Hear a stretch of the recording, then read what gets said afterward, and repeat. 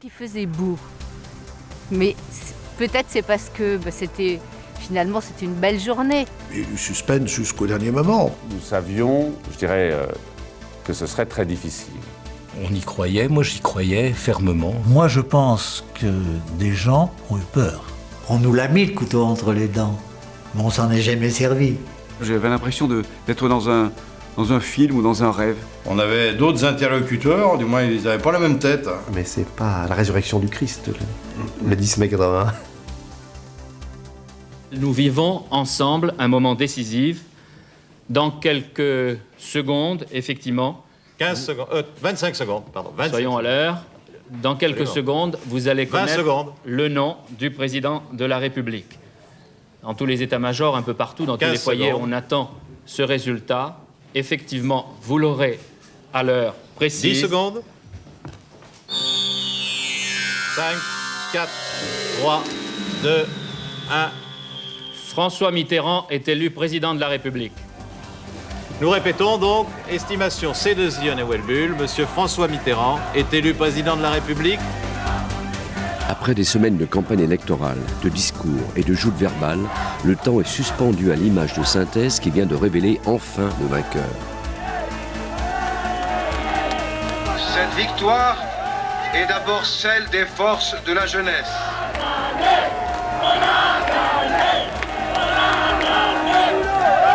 C'est un choc, une explosion. François Mitterrand est le premier président à représenter la gauche qui n'a pas été au pouvoir depuis 23 ans. Allez, c'est à demi, 5 balles, c'est pas cher, des roses! Explosion de joie dans la plupart des grandes villes de province. Exemple, à Grenoble. Sitôt connu, les premières estimations chiffrées montrant la victoire de François Mitterrand, un bal s'est improvisé dans le Palais Olympique où la municipalité socialiste de la ville offrait à la population un buffet gratuit. À Lyon, différents cortèges comptant au total plusieurs milliers de personnes ont défilé. C'était le 10 mai 1981, une date qui m'a marqué. Elle est restée dans ma mémoire comme dans celle de millions de citoyens qui ont encore beaucoup à en dire. J'étais chez moi, en famille. Et en fait, moi, je n'ai jamais pensé que François Mitterrand puisse être élu. Je suis dans cette salle, assis à ce siège, en tant que maire de la commune, et nous avons installé un téléviseur. J'étais en famille avec mes parents, mes sœurs, un copain de Sciences Po. Oh, je me rappelle très très bien. Je peux même vous dire ce que j'ai mangé le soir. Nous avons acheté au marché avec mon épouse, on a mangé du requin. Une angoisse terrible, parce que 74, une défaite, 78 surtout.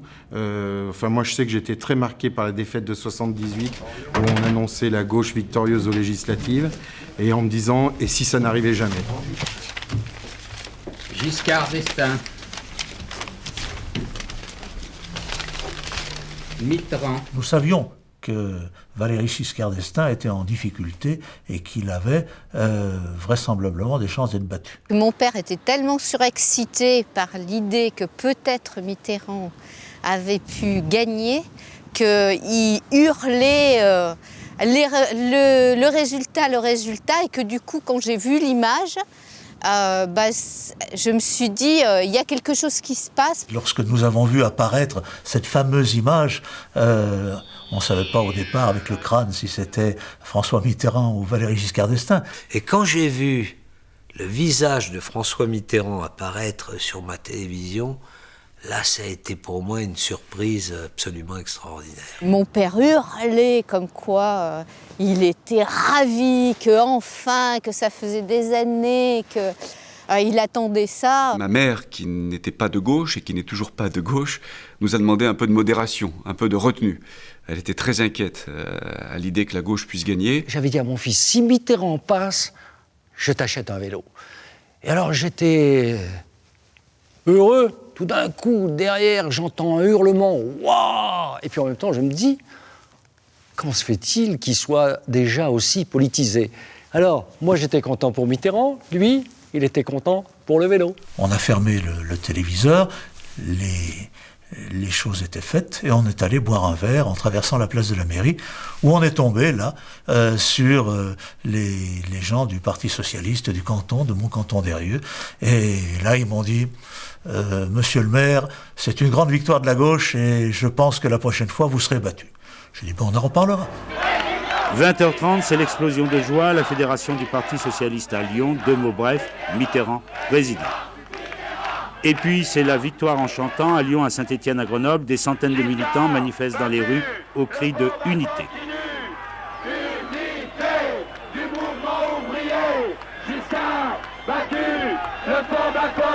Je me souviens, donc ma femme voulait à tout prix qu'on aille voir des copains pour aller boire le champagne et tout. Puis j'ai dit, bon écoute, moi j'ai un petit souci avec la social-démocratie. Je sais pas ce que ça va nous donner à long terme. On boira le champagne peut-être dans 10 ans. Je jaillis de mon fauteuil bien mieux que si c'était un but marqué par l'OL. Comme j'habite en centre-ville rue Childebert, je traverse le pont Wilson, le siège du PS est cours de la Liberté. J'y suis dans les quelques minutes qui ont suivi l'annonce. Il y a de la pluie, je suis avec ma compagne Viviane. On arrive devant le siège, il y a déjà du monde qui se rassemble. Le parapluie de Viviane se retrousse, c'est une scène un peu à la Douaneau. Quelqu'un très gentiment le remet en place, c'est Charles Hernu. Et on s'embrasse, il y a une ambiance poétique, on n'y croit pas, il y a des larmes dans les yeux, on se dit que il y a des soirs qui chantent puisque c'était la nuit et que peut-être nos rêves vont pouvoir avancer d'un cran. La rumeur commençait à se répandre. Beaucoup de personnes venaient en mairie. Et donc j'ai été celui qui a annoncé les résultats de la ville de Villeurbanne, peu de temps après, parce qu'il fallait que ces résultats soient totalisés. Mais déjà, le public était très nombreux. Il y a des gens qui veulent venir manifester devant l'hôtel de ville de Lyon, et on essaye de les retenir, de les calmer pour montrer que la gauche au pouvoir, ce qui était un choc pour beaucoup de gens, à gauche mais aussi à droite, c'était pas dès le départ le bazar, les manifestations, quelque chose d'un peu incontrôlé. Ce qui nous a, en tout cas ce qui m'a le plus surpris, ça a été pas la victoire de François Mitterrand, ça a été les réactions à la victoire de François Mitterrand. C'est-à-dire à un moment, une espèce de déchaînement, alors qui a été exclusivement verbal, mais une espèce de déchaînement de rancœur, de frustration, de choses longtemps comprimées qui s'exprimaient, et qui s'exprimaient de manière très, très forte, j'allais dire un peu haineuse quand même, par rapport à ceux qui étaient supposés être les symboles de la droite. Nous serons les socialistes, nous voulons, nous serons les socialistes. On sait que les gens manifestent et pensent un peu, même 1981, en termes de prise de la Bastille, quoi. Et donc, après, ils vont effectivement prendre tous les pouvoirs. Et donc, comme forcément la presse est un pouvoir, ils vont manifester de la même manière qu'ils vont venir manifester devant l'hôtel de ville. Moi, je me revois avec d'autres confrères derrière les fenêtres et on était un peu stupéfaits. Parce que pour nous, un tel déferlement de haine, c'était la Révolution française de 1789. Ça ne pouvait pas nous concerner. Ça n'a pas duré très longtemps. Tout le monde s'est calmé très vite. Mais cette nuit-là, ce soir-là, je me souviens parfaitement que Place Bellecour et rue de la Charité, il y a un moment, on a été un peu inquiets. Petit retour en arrière. Le matin même de ce 10 mai, en Auvergne, sur les terres giscardiennes, à Chanonnat, dans le Puy-de-Dôme, le calme règne encore.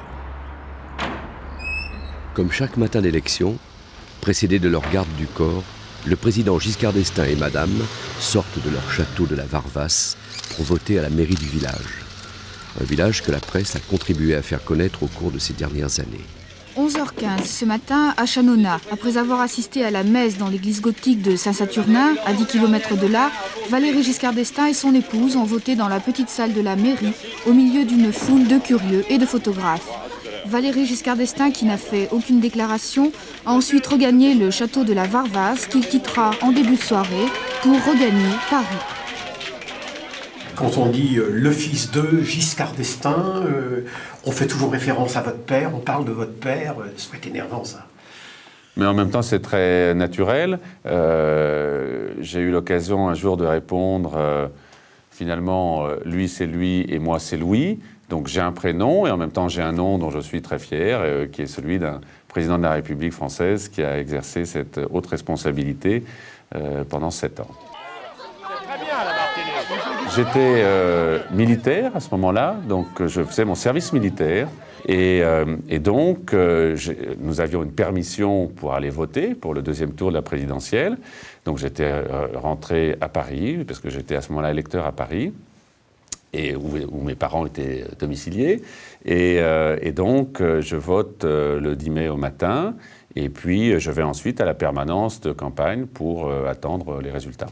Les opposants de gauche, qui étaient assoiffés d'alternance, sont sortis des caves. Ici, vous êtes dans une région qui, avant la crise de phylloxéra, était une région de vignerons.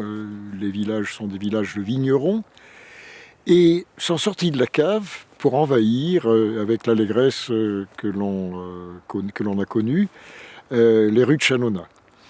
C'est-à-dire que la Giscardie était quelque peu bouleversée par son opposition. À l'est de la région, en Savoie, sur les rives paisibles d'un lac, le père Christian Delorme, plus connu à cette époque comme le curé des Minguettes, attend lui aussi avec beaucoup d'impatience les résultats de cette élection. Je suis en retraite au monastère de Hautecombe, donc près d'Aix-les-Bains, à la suite d'une période assez forte que j'ai été amené à vivre avec le pasteur Jean Costil et un jeune ami algérien, Hamid Boukhrouma. Nous avons mené pendant 29 jours, durant le mois d'avril 1981, une grève de la faim illimitée, demandant l'arrêt des expulsions de jeunes issus de l'immigration qui était devenu un phénomène courant. Et tout au long de cette grève de la faim, nous avons eu le soutien très fort du Parti socialiste, et en particulier de François Mitterrand, qui nous avait envoyé un télégramme en disant « Si je suis élu, je m'engage à arrêter immédiatement les expulsions de jeunes ». Nous avons décidé de mener cette action un peu dure, cette grève de la faim, pour obtenir du ministère de l'Intérieur une circulaire stipulant que ne peuvent pas être expulsés des jeunes qui sont nés ou qui ont passé plus de la moitié de leur vie en France. Quand j'apprends la nouvelle, je crois me souvenir que c'est par les moines. Pas la télé, parce qu'à Hautecombe, j'avais pas accès à la télé, il n'y avait pas encore les téléphones portables, mais bon, j'ai eu l'information très vite, et je suis, je l'avoue, redescendu tout de suite à Lyon, place Bellecour, pour fêter ce qui était pour moi un événement heureux. Dans le contexte qui était celui de la France de 81, qui n'était pas celui de la France d'aujourd'hui, je pense que les ecclésiastiques, l'action des ecclésiastiques avait plus de poids qu'elle n'aurait aujourd'hui. Et le raisonnement c'était, en fait, Giscard ne peut pas laisser mourir un pasteur et un curé, c'est pas possible, ça ferait trop désordre dans la société française. Il faut savoir qu'à l'époque, il y avait aussi les grèves de la faim des militants de l'IRA en Angleterre. Et donc, on savait qu'on avait un moyen de pression qui était fort.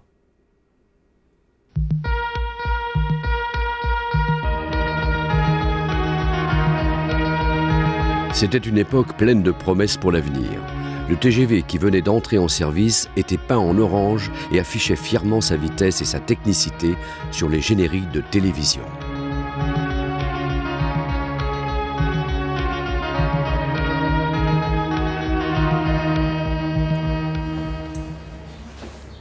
« 78, c'était législative. Le discours du bon choix de Giscard, c'était 78. C'était les législatives 77. Au cours des années précédentes, il y eut plusieurs élections où la gauche se rapprochait du pouvoir d'un pas tranquille et régulier. Et oui, 78, c'était les municipales. J'ai un regard très critique, mais c'est d'ailleurs, je crois, quelque chose que l'on peut tout à fait expliquer sur la façon dont le président sortant, Valéry Giscard d'Estaing, a organisé sa campagne présidentielle de 81. Il n'a pas fait une bonne campagne. Moi, j'étais confiant. J'ai toujours été confiant. J'ai toujours été optimiste. Parce que toute ma vie, j'ai vécu dans l'opposition. Il fallait donc garder cet optimisme de base, me permettant d'espérer des jours meilleurs pour tout le monde. Mais je les ai eus, ces jours meilleurs. Ça fait quand même des années qu'on se battait avec pas beaucoup de succès. Notamment sur la caisse de l'emploi et tout ça, on avait pris plein la pipe. Il y avait la crise du pétrole à l'époque qui servait d'élément pour annoncer les plans sociaux sur plans sociaux. Et donc, quelque part, on se disait, on va peut-être pouvoir souffler. Je voyais que dans la population, Giscard, tout le monde en avait ras-le-bol. Je dirais presque hors opinion politique, il avait, moi dans ma mémoire à moi, il avait un dédain des gens. Ça passait plus trop. Maman l'a exprimé.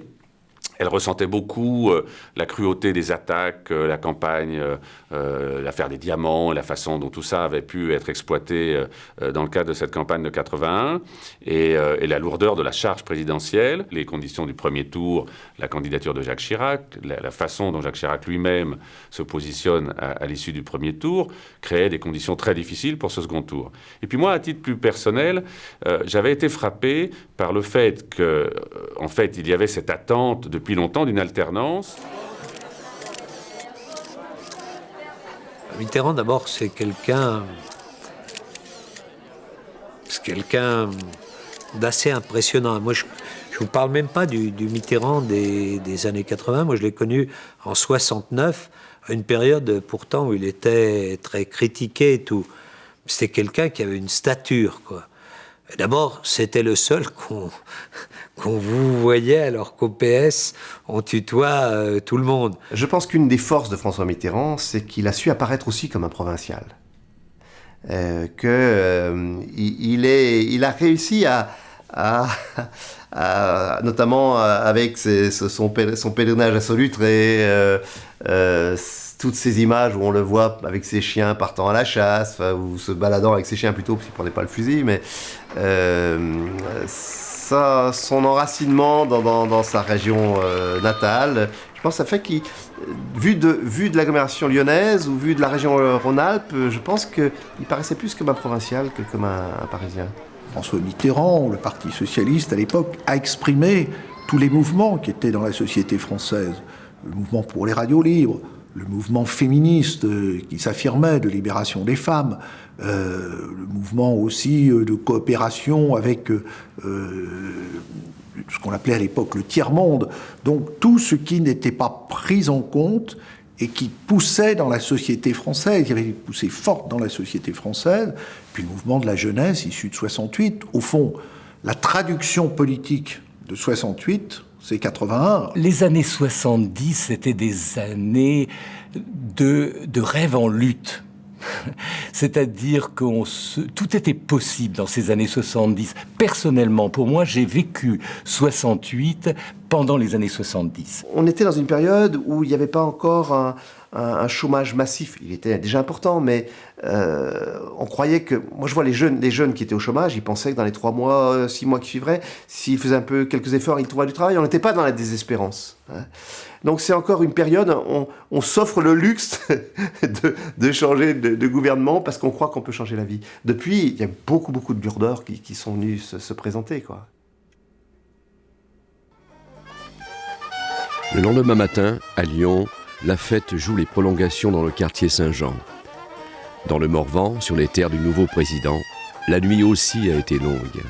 Château-Chinon vivait ce matin encore au rythme de l'élection présidentielle. La commune morvandaise, en perdant un maire, a gagné un président de la République. Château-Chinon s'est réveillé ce matin dans la brume et le froid, après l'une des nuits les plus mémorables de l'histoire pour cette sous-préfecture du Morvan. Moi, j'ai passé la nuit aux abords, par là, à voir les gens, à discuter, on était à boire un verre, n'est-ce pas? En même secteur. Ben, c'était une véritable joie. Vous êtes couché très tard? Oh, à 3 heures du matin. Oh oui. Sur le plan personnel, nous avions fait un choix en famille, une décision que nous prenons en 1974, qui était de ne pas habiter l'Élysée. Donc nous prenons cette décision avec mes parents, mon père nous pose la question et nous décidons que nous n'allions pas habiter l'Élysée. Donc pour nous, ça ne changeait rien dans notre vie de tous les jours. Ce qui était très drôle, c'est le lendemain, à l'épicerie du coin ou dans la rue, il y avait beaucoup de gens qui avaient la banane, mais il y en avait 2-3 qui faisaient la gueule.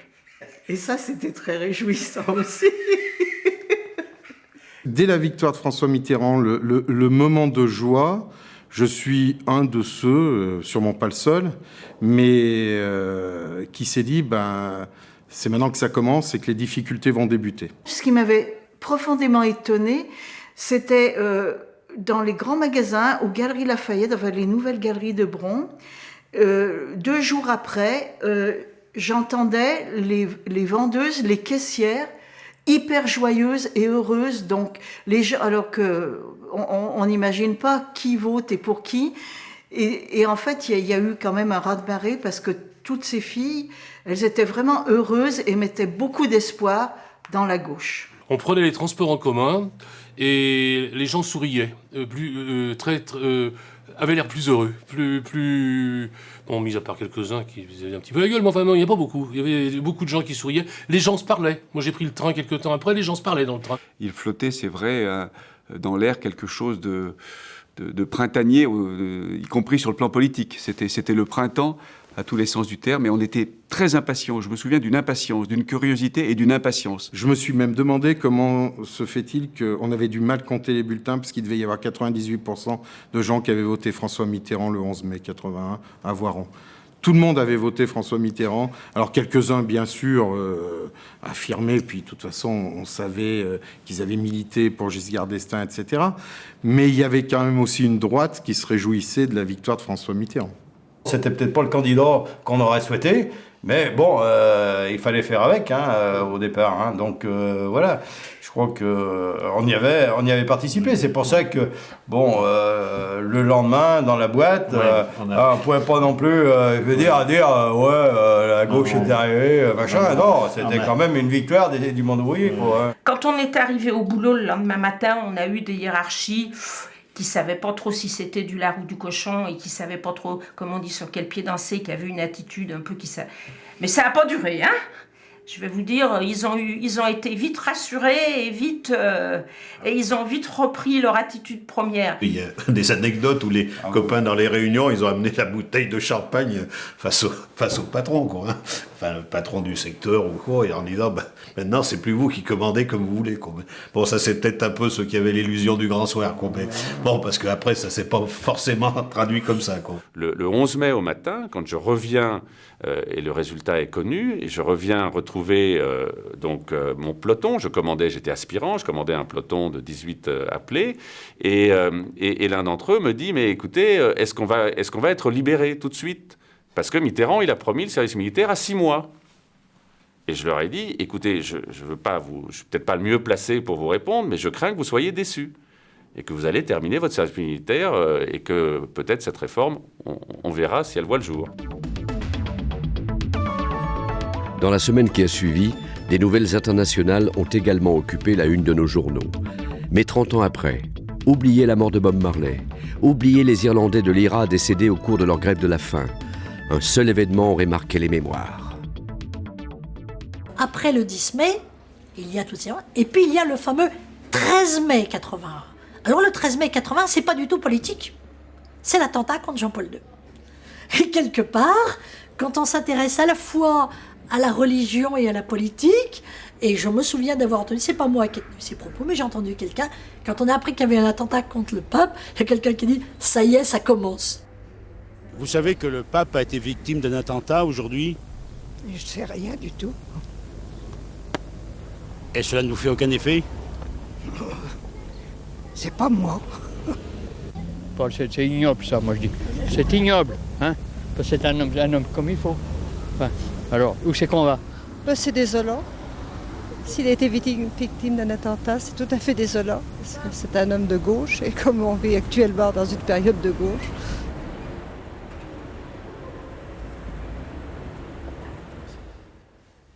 Qui, à l'époque, n'a pas été perçu comme il le serait aujourd'hui. Puisque, en fait, l'homme qui a failli tuer Jean-Paul II était un Turc d'extrême droite, sans doute manipulé par les services bulgares et soviétiques. Aujourd'hui, on lirait ça comme un attentat islamiste contre le pape. Ce que je me souviens, c'est après l'attentat du pape, les propos du pape, et je m'étais dit que ça aiderait à l'abolition de la peine de mort.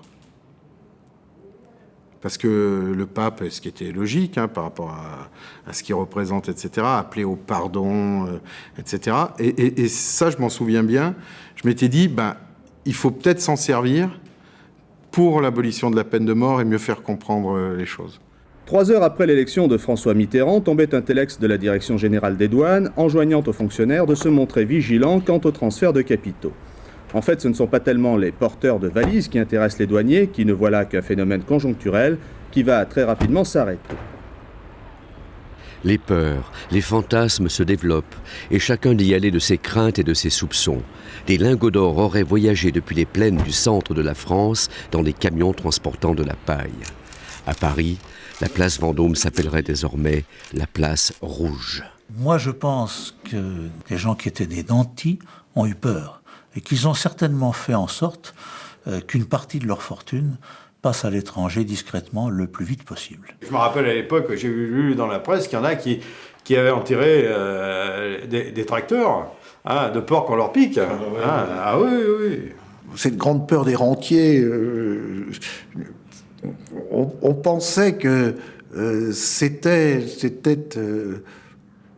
je dirais pas marginal, mais que, vous savez, quand on gagne une élection de cette façon-là, on a le sentiment que on peut dépasser cette attitude de quelques rentiers qui vont aller placer leur argent à l'extérieur. Et il y en a eu, effectivement, y compris à Lyon, qui sont allés en Suisse, à Genève. Y a-t-il beaucoup, parmi les clients du BS, de non-politiques français? Personnellement, je ne connais pas. Il y a eu beaucoup de réactions de toutes sortes dans la presse, dans les milieux économiques, de réactions par rapport à ce que représentait la victoire de Mitterrand, puisqu'il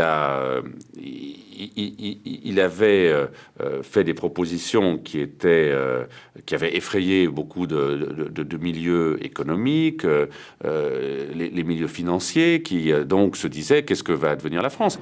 Si l'on a parlé pour la bourse de Paris de fébrilité depuis lundi, ici à Lyon, plus que de morosité, on parle d'inquiétude. Baisse de 19% pour Majorette, 17% pour Rue Impériale et 20% pour la société lyonnaise de dépôt. J'ai très bien le souvenir d'un certain nombre de parlementaires qui sont décédés depuis, mais qui nous expliquaient qu'avec la victoire de la gauche socialo-communiste, les chars russes seraient aux portes de Strasbourg. Les communistes qui allaient mettre à feu et à sang la France, qui allaient la livrer au bloc de l'Est, on a entendu tout ça. Pour autant, très rapidement, les ministres communistes ont mené quand même une politique extrêmement cohérente avec le reste du gouvernement.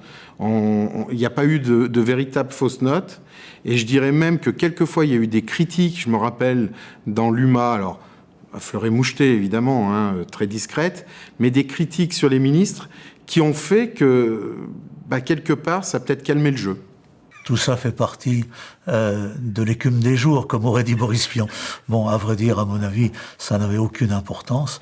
Mais quand on le vit au quotidien et à chaud, évidemment que ça prend de l'importance.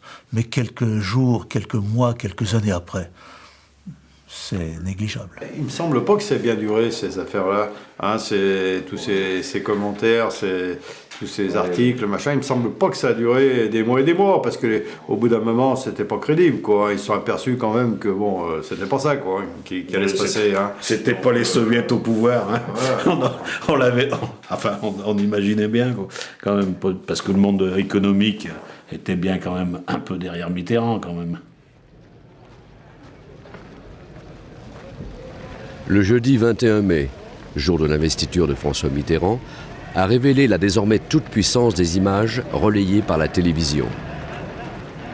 Je pense que l'image la plus forte que beaucoup ont retenue, c'est cette sortie de l'Élysée où il y a des sifflets au moment où le président de la République sortant quitte l'Élysée, parce que ça, c'était effectivement très choquant. Non pas le fait qu'il y ait une satisfaction de ceux qui avaient remporté cette élection, mais c'est la dignité du pays, c'est l'incapacité démontrée par quelques-uns, mais je dirais c'est malheureusement cette image qui a pu en rester, qu'il n'y avait pas cette qualité d'une démocratie qui accepte l'alternance. On ne doit pas s'acharner sur un vaincu. Au contraire, on doit respecter sa douleur. Ça m'a choqué. Pourtant, j'étais jeune, j'avais 25 ans. J'étais sans doute moins indulgent qu'on peut l'être à l'âge que j'ai maintenant. Mais malgré tout, à 25 ans, j'ai trouvé ça très injuste. Moi, il y a 2 images qui m'ont toujours marqué. C'est un peu au débeauté, mais ça me vient tout de suite à l'idée. La première, c'est quand Mitterrand était allé au Panthéon. Ça m'a marqué. Bon, avec sa rose rouge, je m'en souviens encore. Bon. Et la seconde, c'est la télévision quand Giscard est parti. Et ça, je dois dire que ces 2 images, si vous voulez, sont restées gravées dans mon esprit. Au revoir.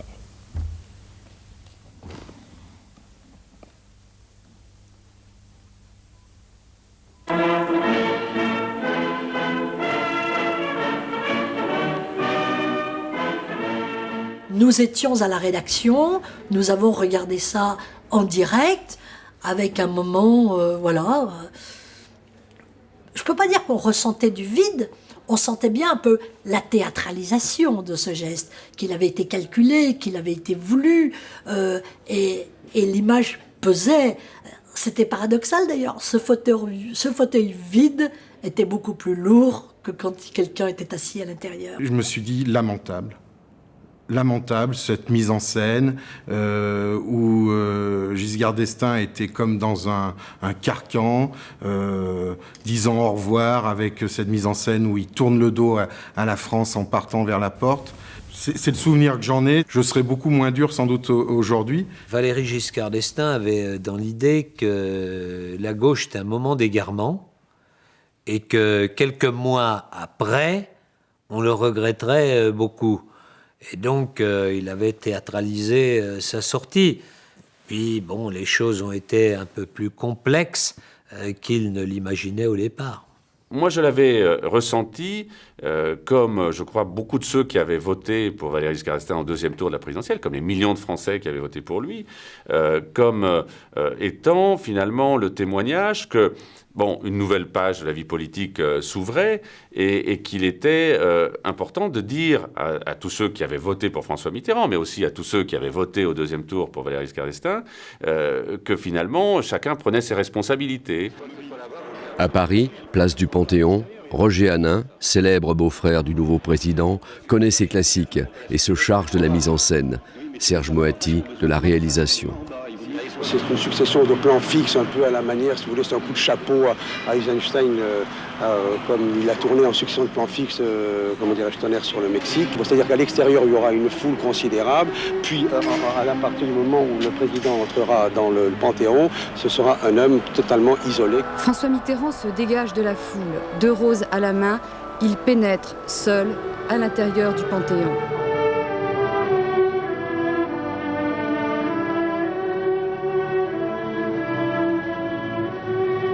C'est vrai que Mitterrand avec la rose, suspendu à la télévision, la marche, le Panthéon, cette rose qui était vraiment comme la lumière de la Statue de la Liberté. Je crois que c'est inoubliable. C'est fort, un symbole, juste une fleur qui devient porteuse. C'est pas un bouquet, c'est une fleur. On a su après que Moati, dans sa mise en scène, avait prévu quelqu'un qui donnait une rose chaque fois qu'il changeait de tombe. Et je trouvais le choix formidable. Jaurès, Schœlcher, Jean Moulin, formidable. Toute la gauche, toute la République, au-delà de la gauche, était là. Avec le recul, on voit qu'il y avait une belle mise en scène quand même. Mais bon, il est fort quand même, le bonhomme. Sarkozy n'a rien inventé, quoi. Ouais. Elles n'étaient pas spontanées. Vous savez, la meilleure spontanéité, c'est quand c'est bien organisé. Et c'était une mise en scène aussi bien de François Mitterrand que de Valéry Giscard d'Estaing. C'était bien d'ailleurs, puisque c'est resté dans mon esprit. C'est sûrement que c'était bien fait et bien pensé. Mais je pense que tout était préparé. La première chose que j'entends faire dans ce département, comme au niveau national, c'est de faire le bilan réel, concret et vrai de la situation qu'on nous laisse.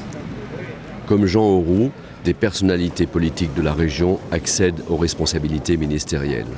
Louis Mermaz, maire de Vienne au transport, Georges Fillou, le maire de Romans à la communication, et Charles Hernu, le maire de Villeurbanne, à la défense. Nous avions organisé une fête quelques jours après, et cette fête organisée par la section du Parti socialiste, et cette fête a donné lieu à une foule immense qui est venue pour participer à cet événement. Il y avait de la musique, donc une ambiance d'un très joli mois de mai. Quand Mitterrand constituait son gouvernement, on avait vraiment l'impression d'avoir des copains qui avaient pris possession du gouvernement, parce qu'ils parlaient comme nous, ils n'avaient pas de langage de ministre ou le langage des politiques. On avait vraiment l'impression que c'était des copains. C'est des personnes qu'on avait peu vues jusqu'à présent et qui tout d'un coup, on avait l'impression qui passaient dans la lumière. Dans cette région, dans cette agglomération lyonnaise, dans cette région Rhône-Alpes, il y a beaucoup de leaders socialistes qui étaient comme ça, peut-être le mot est excessif, mais dans les starting blocks, qui attendaient, qui en rêvaient depuis longtemps, qui avaient construit toute une partie de l'histoire de la gauche et qui se trouvent récompensés et de belle manière. Il y a eu une sorte de souffle d'air nouveau, j'ai trouvé, la mise en place des nouveaux ministères, je me rappelle qu'il y avait le ministère du temps libre, il y a eu le ministère des choses qui étaient un petit peu légers. Quant à lui, il vient du pays de l'amour, écoutez bien. Et oui, il vient des Antilles. Le changement de vocabulaire du côté de la bande FM est aussi significatif. Les radios pirates deviennent en très peu de temps les radios libres. Nous étions encore à l'époque de l'ORTF et chaque fois, l'OPS, tous les congrès et toutes les réunions du PS faisaient des radios pirates, le vrai terme, avec une émission comme ça, interviewant des personnalités, ce qui était à l'époque dit les radios libres, qui deviendront les radios locales. Il n'y en avait pas beaucoup à Lyon. Le mouvement est né très vite après. Je ne crois pas qu'il y en ait eu à Lyon ou simplement quelques émissions pirates. Mais les radios libres, c'est devenu aussi le symbole de la liberté des ondes.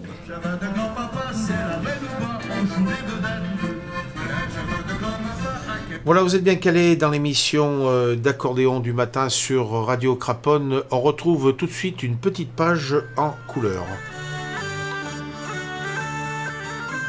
J'ai eu la chance de connaître la radio des années 81, l'ouverture de la bande FM par François Mitterrand. Et depuis, c'est une aventure qui dure, voilà, depuis 27 ans. Le comité Croix-Rouge de Craponne organise une braderie d'hiver le samedi 5 février. Elle aura lieu à sa vestiboutique rue du Commerce de 9h à 12h. Les bénévoles vous réservent leur meilleur accueil. On va donner ce qui se passe, enfin, pas tout, mais une grande majorité de ce qui se passe dans le département. Que ce soit les fêtes, que ce soit le théâtre, que ce soit les manifestations, quelles qu'elles soient. Voilà. Donc c'est ça, je dis, la proximité et le rapport qu'on a avec l'auditeur. Bon, l'auditeur est très près de nous, quoi. C'est ça. C'est un peu ça, mai 81. Je suis qu'un genre de loup solitaire. J'agresse les filles et tes leurs. Quand j'ai rien à me mettre sous la dent, je grimpe dans un wagon resto. Jean-Jacques Kéran, vous êtes un élu socialiste. Alors, est-ce qu'on peut dire qu'il y a une culture officielle, une culture socialiste, je dirais une culture en veston rose? Moi, je m'élève absolument contre cette idée. Pour nous, socialistes, nous pensons qu'il faut soutenir l'effort des créateurs, que ce soit dans le cadre de nos communes, dans le cadre de l'État. Et nous savons très bien que la création artistique est une création qui dérange. Cette proximité sera ressentie plus encore dans le domaine des arts, où la région est un véritable vivier. Cette année 81 et celles qui vont immédiatement suivre sont propices à l'éclosion de la musique, des arts plastiques et de la danse, dont Lyon ne tardera pas à devenir une capitale. Moi, je m'occupais des élus au niveau culturel et Jacques Lang de la culture. Et d'ailleurs, la question se posait, qui va être ministre de la Culture? Le premier ministre de la Culture, ça a été Jacques Lang. Et c'est là que les choses ont commencé à changer. L'art est devenu plus contemporain.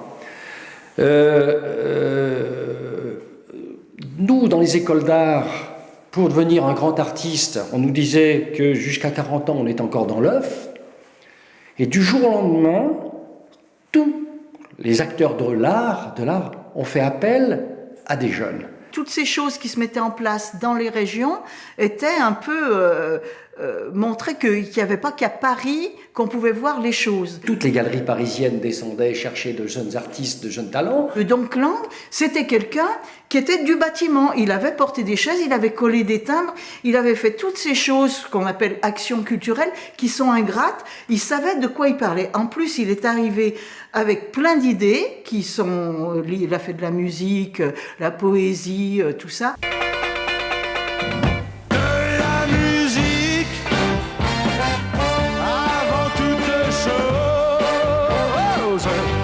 Est-ce que tu savais que mardi prochain, il y a une journée de la musique? Non, j'étais pas au courant, non.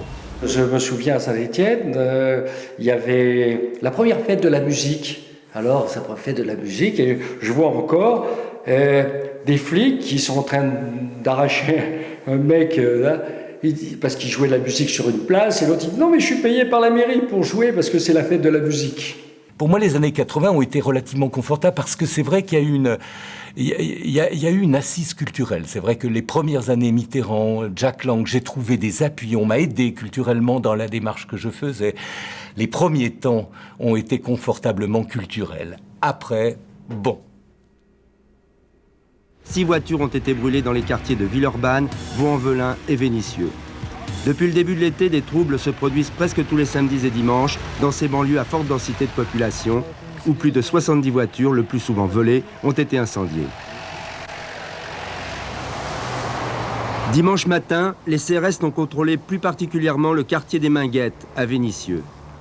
Moi, ce que je retiens surtout dans l'espace d'intervention qui était le mien, c'est ce qui s'est passé au niveau des relations avec la police. Je pense que c'est là qu'il y a eu, en tout cas moi c'est à ça que j'étais sensible, là-dedans que j'ai été un peu acteur, c'est que François Mitterrand, aux yeux de la police, n'avait pas une bonne image. Gaston Defferre, faut pas l'oublier, il a été boycotté par les policiers. Les policiers ont manifesté sous les fenêtres, également Badinter, on a manifesté. Ce sont des hommes qui étaient considérés comme étant les amis des bandits, en gros. Même Gaston Defferre. Moi, je me souviens de Gaston Defferre venant à Lyon, je me souviens plus la date, mais où l'escorte de police l'a sans doute volontairement perdu vers l'aéroport de Bron, enfin un truc de fou, des trucs inimaginables, quoi. Je crois que les événements de l'été chaud de 81 se sont enclenchés, puis l'été chaud de 82, c'est que toute une partie des jeunes voyaient de fait Mitterrand comme celui qui allait mettre fin à notamment les expulsions de jeunes. Et que dans les quartiers, il y a eu des explosions de joie et on s'est moqué des policiers. Les rodéos à l'époque avaient un côté festif plus que vindicatif, on pourrait dire. Hein. Et avec la police, il y a eu une espèce de guerre qui a commencé, qui avait des aspects jeux, mais qui pouvait avoir aussi des aspects haineux. Et moi, j'étais très présent dans tout ça. C'est d'ailleurs comme ça que la marche pour l'égalité, 2 ans après, apparaîtra. Le monde du travail attendait beaucoup de ces élections, notamment une redistribution plus sociale des richesses. À cette époque, l'Europe balbutiait et les délocalisations ne faisaient pas encore parler d'elles.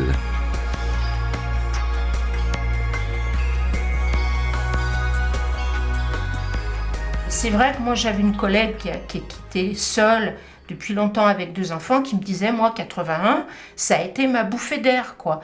Parce que les allocations familiales ont doublé. La retraite à 60 ans, oui, une grande avancée. Alors nous c'était un peu mitigé parce que depuis 77, les gens partaient avec les plans emploi, tout ça, mais quand même autour de nous, il y avait des gens qui sont partis à 60 piges et les gens, ils y croyaient pas, quoi. Et bon, ça a été une avancée. Il y a eu la 5e semaine aussi, qui était... Le SMIC, qui a augmenté de 10%, les allocations familiales, les allocs, ouais, 20%, je crois, à l'époque. Le sentiment du monde ouvrier qui portait la gauche à l'époque, c'était d'avoir été tellement méprisé, notamment sous le septennat de Valéry Giscard d'Estaing, qu'il y avait au fond une restitution qui était due de la richesse nationale. Et je crois que ça a été vécu de cette façon-là. En plus, ça n'a pas provoqué de tensions inflationnistes. Dans les souvenirs que j'ai, le plus difficile, c'était le chômage.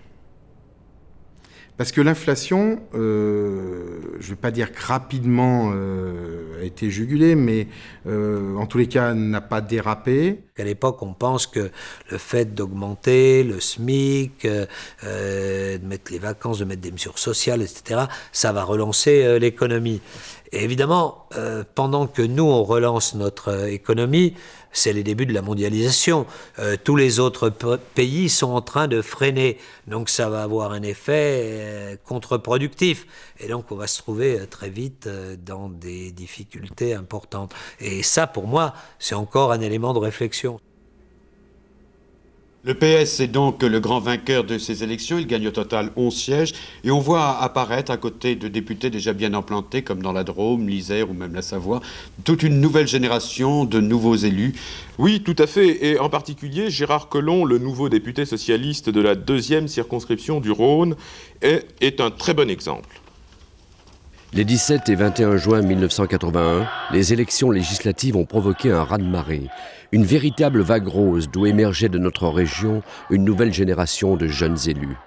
Nous, on était jeunes, on n'avait pas trop d'expérience. Moi, j'ai été élu à cette époque, j'ai 31 ans.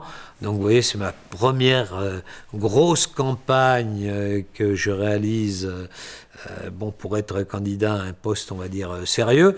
Donc, pour moi, oui, c'est difficile. On n'a pas beaucoup d'argent, on n'a pas beaucoup de moyens. Donc, on est des débutants. Il faut improviser un peu tout ça. Il y a une modification complète du paysage politique, dans la mesure maintenant où il y a 6 députés socialistes. On avait pris pas mal de risques, c'est-à-dire que moi j'aurais pu avoir des candidats un peu parachutés, plus prestigieux que moi, mais on avait vraiment beaucoup travaillé le terrain très, très en amont. Je suis élu au premier tour. Bravo!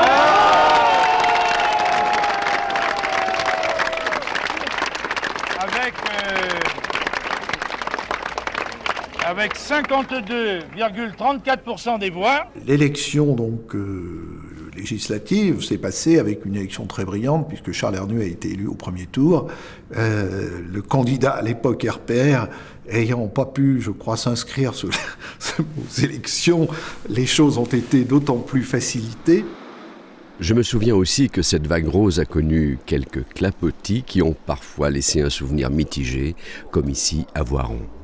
Ici même, dans la salle où nous nous trouvons, le jour de la fête des mères, après un débat, on va dire, animé pour le moins, ce qui a duré toute la matinée, on nous a annoncé que c'était Gisèle Halimi qui serait la candidate sur la circonscription. Le Parti socialiste m'avait demandé de déposer ma candidature. Mais à midi, on a reçu un ordre de Paris, François Mitterrand et Pierre Bérégovoy, disant « On vous envoie Gisèle Halimi. Elle est déjà dans l'avion, elle arrivera à 16h à Saint-Étienne-de-Saint-Joire. » Et c'est comme ça qu'elle a été parachutée dans notre secteur et que je fus son suppléant. Cela m'a choqué. Je suis monté aussitôt à Voiron voir mes amis socialistes, et notamment ceux avec qui je travaillais sur ce petit journal local de gauche, et je leur ai dit « Mais c'est quand même curieux, cette façon de faire. » C'était un parachutage complet. Et en très peu de temps, il fallait faire connaître Gisèle Halimi, qui était connue comme avocate de certaines causes sur l'IVG, etc., mais qui n'était pas connue comme femme politique. C'était la discipline, il fallait exécuter, je le faisais. Et là, j'ai bien accepté Gisèle Halimi, qui a été quelqu'un d'exceptionnel au point de vue intelligence, contact, mais qui n'était pas faite pour une députation, surtout dans notre région. Et il m'a dit, mon petit, selon son expression favorite, mon petit, il ne faut pas hésiter. On part en campagne, il faut gagner, il faut que la circonscription reste à gauche.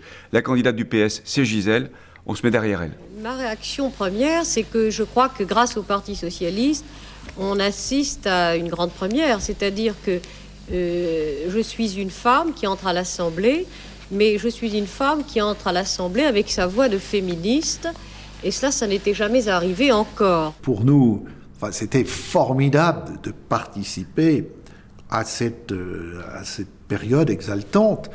Et quand on parlait des radios libres, je parlais du prix unique du livre, mais quand Robert Badinter monte à la tribune en octobre 81, c'est un événement immense quand Robert Badinter intervient pour justement l'abolition de la peine de mort. Donc on participe à un événement. Demain, grâce à vous, la justice française ne sera plus une justice qui tue.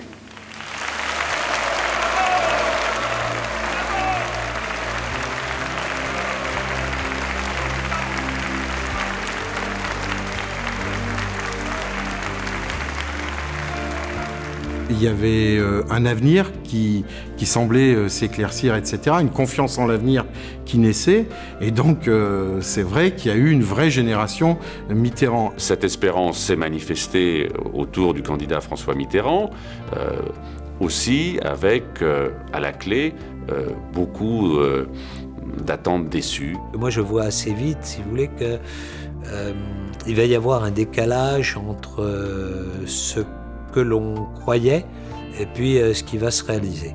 Tout n'a pas été génial, même quand on est plutôt de sensibilité de gauche. Quand on aime bien, on demande encore plus, on est encore plus exigeant. Pour moi, c'était de l'histoire qui se mettait en route, quoi. Et puis l'histoire, des fois, ça a une incidence sur la vie des gens, puis des fois, ça en a aucune, quoi. Vous savez, je me souviens très bien de l'élection de Jacques Chirac en 95 et celle de Nicolas Sarkozy, où j'ai vu sur la place Bellecour un certain nombre de jeunes UMP excités comme des puces, disant oh, on a gagné, machin, etc. Bien sûr, mais quand on a 20 ans, heureusement qu'on peut de ça. Et en même temps, je me suis dit, mais je revoyais les images de 81 et je me disais, mais si aujourd'hui il y a un militant de gauche, sincère, engagé, qui est là et qui assiste à ça, quel souvenir il va en garder ? Probablement le même que moi j'ai eu en 81.